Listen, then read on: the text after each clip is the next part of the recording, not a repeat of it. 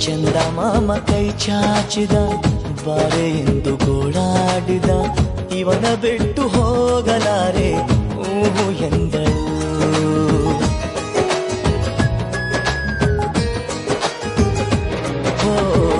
ಅಂತರಂಗ ಹಾಲಾಯಿತು, ಅಂತೂ ಇಂತೂ ಹೆಪ್ಪಾಯಿತು, ಪ್ರತಿ ಜನ್ಮ ಇವಳೇ ಎಂದು ಒಪ್ಪಾಯಿತು.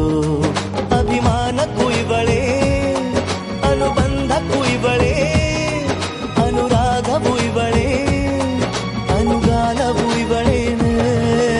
ಪಯಣ ಪ್ರೀತಿಯ ಕಡೆಗೆ, ಪಯಣ ಪ್ರೀತಿಯ ಜೊತೆಗೆ.